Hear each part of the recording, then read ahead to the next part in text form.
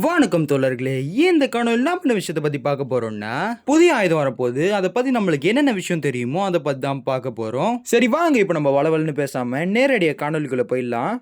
இப்போ நீங்க பார்க்குற இந்த ஆயுதத்தோட பேர் ஸ்டார்ம் பிரிங்கர். இந்த ஆயுதத்தை நீங்க டீமன் கிங் டேகர்ஸோட பயன்படுத்திக்கலாம். அது மட்டும் இல்லாம இந்த ஆயுதம் உதவி வரிசையில் வர ஆயுதம். இந்த ஆயுதத்தை நீங்க பயன்படுத்தணும்னா உங்ககிட்ட டீமன் கிங் டேகர்ஸ் இருக்கணும் கண்டிப்பா.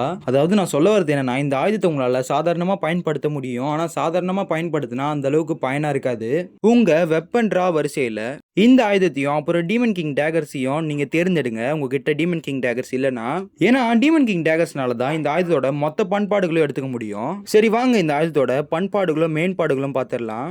இதோட சாதாரண தாக்குதல் எதிரிங்க மேல வாழை வீசி அடிக்கிறது. அது மட்டும் இல்லாம சாதாரண தாக்குதல்லே மூணாவது தாக்குதல்ல எதிரிகளை கீழே விழ வச்சிரும். இதோட முக்கிய தாக்குதலை பயன்படுத்தினா சொலட்டி அடிச்சு அவங்கள பறக்க வச்சிரும். அப்புறம் இது ஒரு அற்புத தாக்குதல் ஹெயில் ஸ்டார்ம். இந்த வாழை சொல்லட்டும் போது ஒரு சூறாவளி உருவாகும். அது எதிரியை பறக்க வைக்கும். இப்போ அதோடைய பண்பாடு விவரத்தை பார்ப்போம். ஆட்டம் ஆரம்பிக்கும் போது ஜின்வு ஹெயில் ஸ்டார்மை பயன்படுத்தினா எதிரிக்கு தர பாதிப்பை குறிப்பிட்ட சதவீதம் அதிகரிக்கும். ஆனால் உங்களோட துல்லியத்தை குறிப்பிட்ட சதவீதம் குறைக்கும்.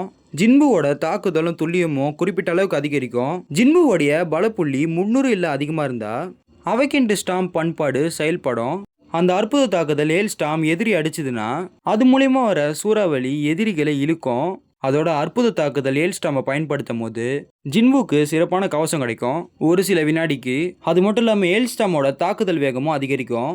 அது மட்டும் இல்லாமல் உங்கள் தாக்குதலும் உங்கள் துல்லியமும் குறிப்பிட்ட அளவுக்கு அதிகரிக்கும். ஒரு நட்சத்திரம் மேம்படுத்தல எதுவுமே போடலை.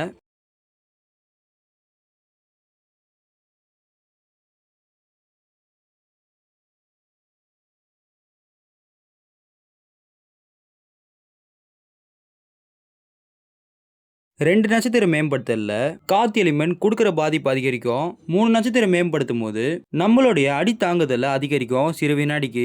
4 நட்சத்திரம் மேம்படுத்தும் போது ஹெயில் ஸ்டார்மோட கூல்டவுனை குறைக்கும். 5 நட்சத்திரத்தை மேம்படுத்தும் போது நம்ம முதல்ல பார்த்த பலமும் துல்லியமும் அதிகரிக்கும், இன்னும் கொஞ்சம் அதிக அளவுக்கு. சரி தோழர்களே, இதோட இந்த காணொலி முடிச்சுக்கலாம். நான் தான் உங்க பாய்டு தமிழ் கேமிங். மீண்டும் உங்களை ஒரு நல்ல காணொலியில் வந்து சந்திக்கிறேன். போயிட்டு வரேன்.